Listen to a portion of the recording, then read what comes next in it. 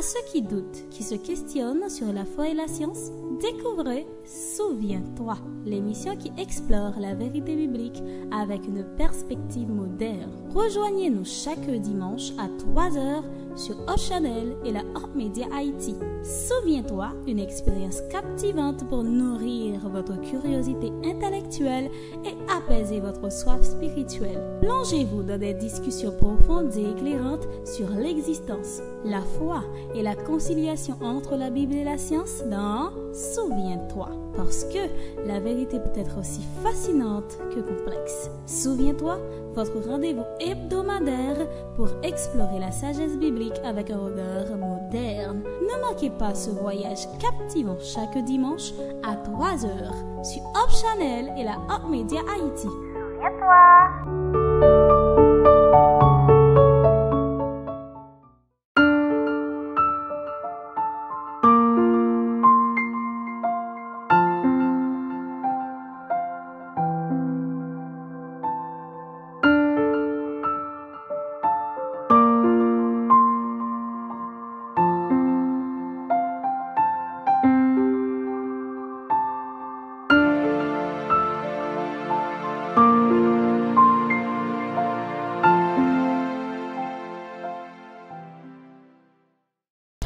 Bonjour, bonsoir chers internautes.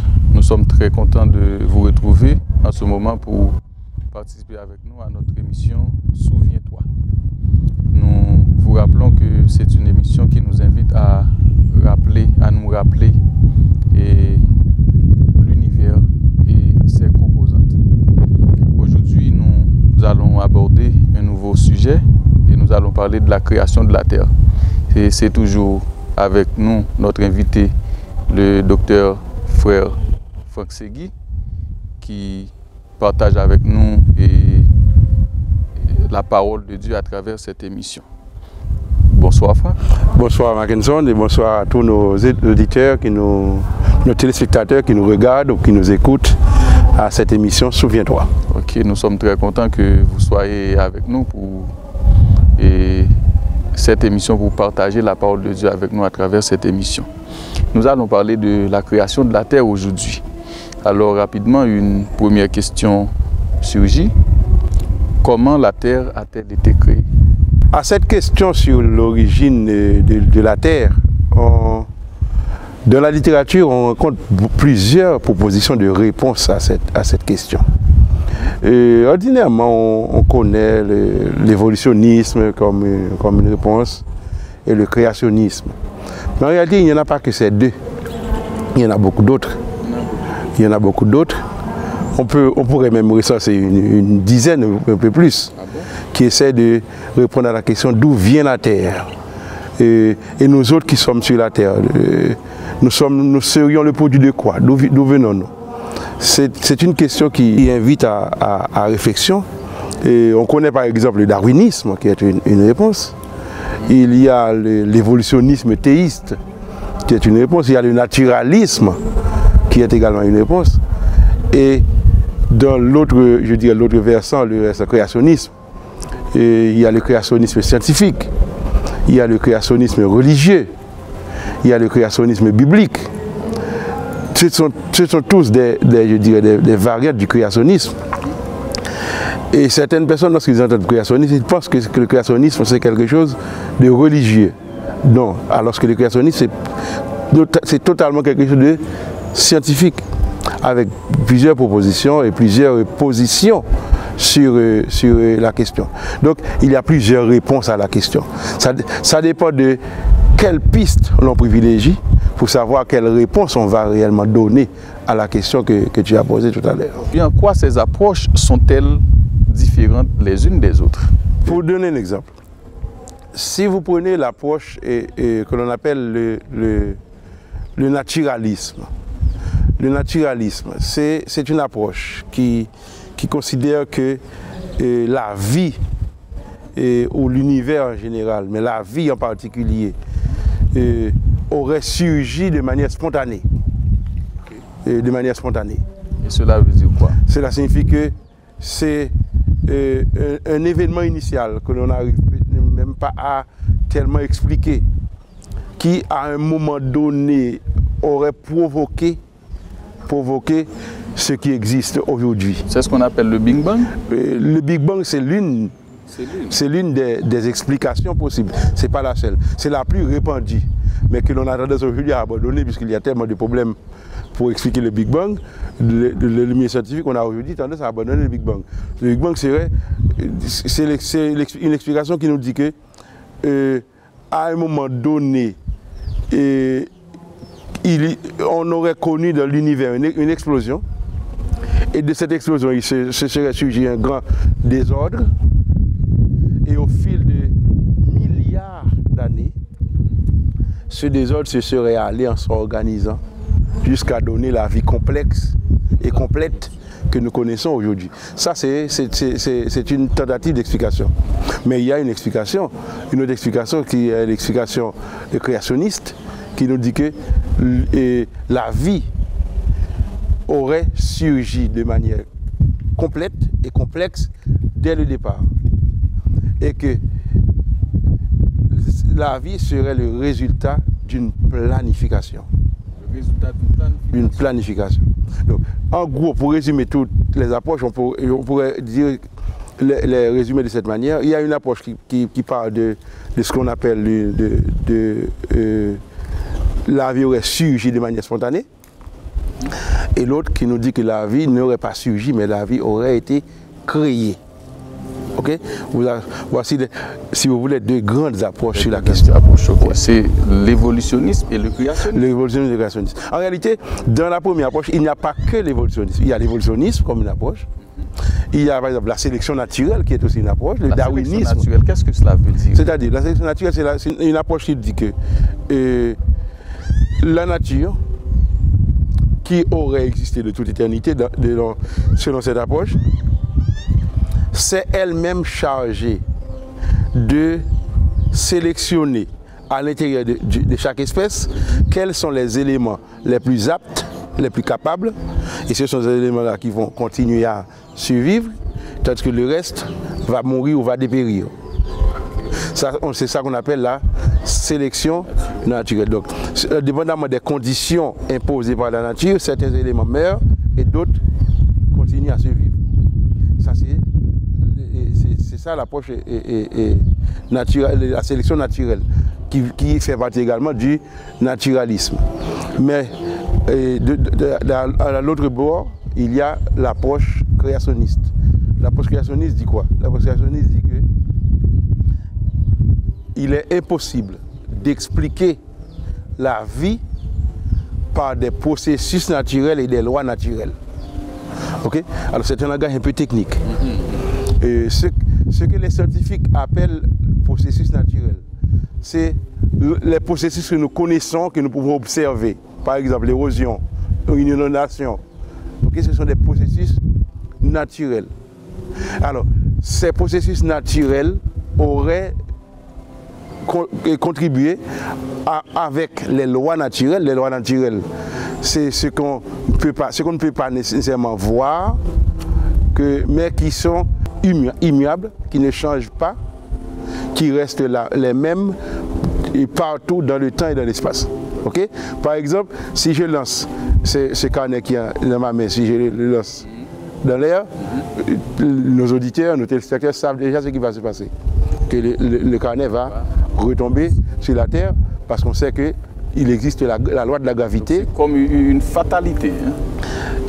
En fait, je n'aime pas dire une fatalité, parce qu'une fatalité, cela signifierait qu'il y a quelque chose d'aveugle qui serait derrière cela. En réalité, ce n'est pas une fatalité, c'est une loi, et cette loi ne peut pas exister par hasard.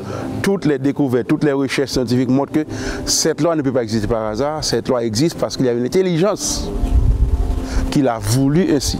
Voilà pourquoi je n'aime pas trop utiliser le mot fatalité. Mais si tu veux dire que ça va arriver de toute façon, oui, c'est exactement ça, ça va arriver de toute façon. Ok, si vous lancez une mangue, eh bien, la mangue va retomber. Si vous lancez une pierre, la pierre va retomber, parce qu'il y a la loi de la gravité qui dit et qui nous permet de prédire également ce qui va arriver. Ce qui est intéressant, c'est que les processus naturels, on peut les observer, mais les lois, on ne les voit pas. Les lois, on voit leurs effets, leurs manifestations, mais on ne les voit pas. Parce que les lois sont, je dirais, transcendantes. Je ne sais pas si tu prêtes attention au vocabulaire que j'utilise. Je dis que les lois sont éternelles, ils sont immuables, elles sont transcendantes. Et ça renvoie à quoi? Eh bien, ça renvoie au Dieu qui crée ces lois. C'est-à-dire, donc, c'est au Dieu qui crée ces lois. C'est-à-dire que ces lois représentent... Ces lois sont l'expression du caractère de celui qui les a formulées, du législateur qui les a établis. Donc voilà pourquoi on peut comprendre que ces lois ne peuvent pas exister par hasard. C'est-à-dire, l'idée que l'univers aurait surgi de manière spontanée ne fait pas tellement sens, même du point de vue logique, lorsqu'on analyse. Par exemple, si je m'installe derrière le volant d'une voiture et que je tourne le volant à gauche, qu'est-ce que tu imagines qui va arriver? La voiture va également tourner à gauche. Ok. Donc, si la voiture tourne à gauche, c'est que la voiture obéit à une loi. Je tourne le volant à gauche et la voiture va tourner aussi à gauche. Donc, cette loi n'existe pas à cause de la voiture. Mais c'est la voiture qui existe à partir d'une certaine connaissance de cette loi. Cela signifie quoi? Les lois que l'on observe dans l'univers ne peuvent pas exister à cause de l'univers. C'est l'univers qui obéit aux données de ces lois. Donc il faut une intelligence qui soit capable d'établir ces lois avant l'univers. Donc vous êtes en train de nous dire que la Terre a été intelligemment créée. Exactement, c'est ce que toute observation, toute recherche prouve, que la Terre ne peut pas être au hasard. La Terre est là parce qu'il y a une intelligence qui a décidé de la placer là où elle est. Donc ça, c'est le créationnisme. Ça, c'est le créationnisme. Mais notez que dans le créationnisme, on peut noter un créationnisme scientifique. Okay. Ce créationnisme scientifique, ça signifie quoi? C'est le créationnisme qui travaille avec des présuppositions scientifiques et qui peut avoir des implications religieuses. Mais le créationnisme scientifique n'est pas une démarche religieuse, c'est une démarche scientifique. Il y en a qui pensent que dès qu'on dit créationniste, il faut voir Dieu. Non, le créationnisme scientifique ne parle pas de Dieu. Et le créationnisme scientifique n'est pas intéressé du tout par Dieu. C'est énigmatique, ça. Non, le créationnisme, c'est quoi? C'est une théorie scientifique. Okay? C'est ce qui nous dit, lorsque nous observons les recherches, lorsque nous les analysons, ce que nous découvrons, c'est qu'il n'est pas possible d'expliquer l'univers ou l'origine de la vie à partir de lois naturelles et de processus naturels. Il faut se référer à quelque chose de plus profond, qui serait elle-même à l'origine de ces lois et de ces processus. Donc, le créationnisme, c'est une proposition tout à fait testable, okay, que l'on peut tester en laboratoire. Le créationnisme scientifique, c'est quelque chose que l'on peut tester en laboratoire. Ce n'est pas une proposition farfelue. Non, les créationnistes travaillent avec les recherches scientifiques. Okay? Donc, il n'y a aucune raison, absolument aucune raison, de considérer quelqu'un qui parle de créationnisme comme un religieux. C'est-à-dire un athée?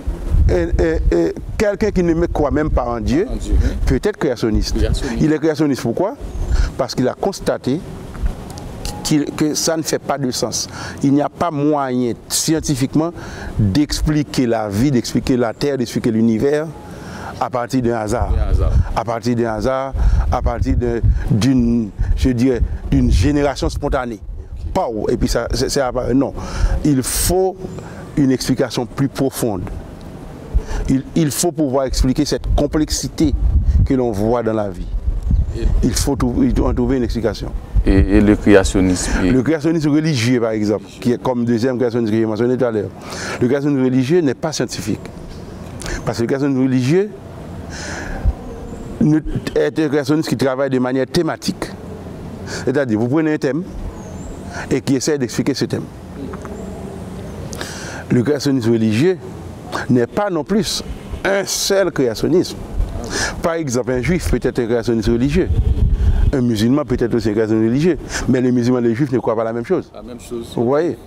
Donc le créationnisme religieux n'est pas nécessairement un mouvement unitaire. Okay. Comme si tous les créationnistes religieux croient la même chose. Non, non, ils n'ont pas nécessairement la même vision. Mais il y a un troisième créationnisme que j'ai mentionné aussi, c'est le créationnisme biblique. Okay. Le créationnisme biblique, il y a scientifique, il y a religieux et il y a biblique. Le créationnisme religieux et biblique travaille avec ce qu'on appelle des descriptions. Par exemple, si vous allez dans la Bible, le premier chapitre de la Bible ne vous explique pas pourquoi la terre existe. Ce chapitre ne vous explique pas pourquoi l'homme existe. Non, ce chapitre commence par vous décrire la création de la terre. Donc, au lieu de répondre à la question pourquoi, ce chapitre répond à la question quoi. Quoi. Donc, il vous donne une description. Mais cette description doit impliquer, ok, le créationnisme biblique implique que le récit, cette description ne peut pas entrer en contradiction avec les lois scientifiques, doit pouvoir également résister aux tests scientifiques et doit être en harmonie avec les évidences scientifiques. Donc le créationnisme biblique a des implications religieuses, mais aussi par de présuppositions scientifiques. Par exemple, pour vous donner un exemple, dans le récit de la création, tel que nous le lisons dans la Bible, eh bien, on peut dire que la Bible est le seul livre qui nous dit qu'au départ, il y avait un seul continent. Aujourd'hui, nous connaissons l'Afrique, l'Amérique, l'Europe, l'Asie ou l'Eurasie, parce qu'il y a des signes. Mais le récit biblique nous dit qu'au départ, il y avait un seul continent. Comment le savons-nous? Parce que le texte nous dit, au troisième jour, Dieu a fait surgir le firmament, il a séparé les eaux, il a fait apparaître la portion sec. La portion, pas les, mais la portion sec. Ce qui signifie qu'au départ, la terre était un seul. Il y avait les eaux d'un côté et la partie sèche de l'autre côté. Donc, il ne nous dit pas les parties sèches comme ce continent ici, ce continent-là, mais non. Dans ce cas. Mais aujourd'hui, on a constaté que ça, c'est une évidence scientifique aujourd'hui. C'est une vérité, au point que dans la science, on appelle ce continent originel la Pangée. Pangée. P-A-N-G-E, accent des guillemets. La Pangée, c'est-à-dire, on reconnaît qu'au départ, réellement, il y avait un seul continent. Pourquoi est-ce qu'il y a plusieurs continents aujourd'hui? Parce qu'à partir du déluge, le continent unique s'est séparé en plusieurs morceaux. Mais on constate que même dans une carte de la Terre, vous pouvez l'observer, lorsqu'on rapproche les différentes parties, eh bien, les uns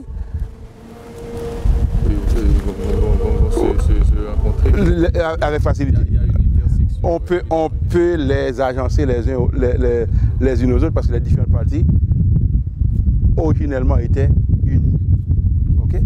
Donc, voilà ce qu'on peut appeler le créationnisme biblique, c'est-à-dire une approche du créationnisme basée sur le récit biblique. Okay. Alors, d'après toi, c'est ce qui fait la singularité du créationnisme biblique. Le créationnisme biblique, c'est que le créationnisme biblique, à la fois, a des implications religieuses, mais aussi travaille avec des présuppositions scientifiques. Okay. Remarquez ce détail, il ne faut pas chercher dans le créationnisme scientifique et biblique le langage que nous connaissons aujourd'hui dans la science. Ok? Et je suppose que dans une prochaine émission, nous parlerons en détail du récit de Genèse 1er, notamment de la création. Oui, la prochaine émission, ce sera sur la création, et donc les 7 jours de la création. Ok, sur la création de... Là, nous sommes déjà aux internautes. Ok, donc ils peuvent déjà noter ça pour la prochaine émission, nous parlerons de ce point. Mais j'allais dire que dans ce récit, le récit de la Genèse, de Genèse 1er en particulier, nous dit des choses concernant l'homme, mais c'est des choses qui ne doivent pas entrer en contradiction avec ce que les recherches scientifiques disent. Okay? C'est-à-dire le créationnisme biblique part avec ces présuppositions scientifiques-là. Ok. Voilà, donc beaucoup d'approches, beaucoup de théories, et aussi et surtout dans le créationnisme. Mais d'un point de vue rationnel, qu'est-ce qui nous permet d'adopter une approche au lieu d'une autre? Bon, ce qui permet d'adopter une approche au lieu d'une autre, je dirais, rationnellement, c'est la capacité de chaque approche à, je dirais, à entrer en harmonie avec les faits. Okay? À entrer en harmonie avec les faits. Ce que je veux dire, c'est que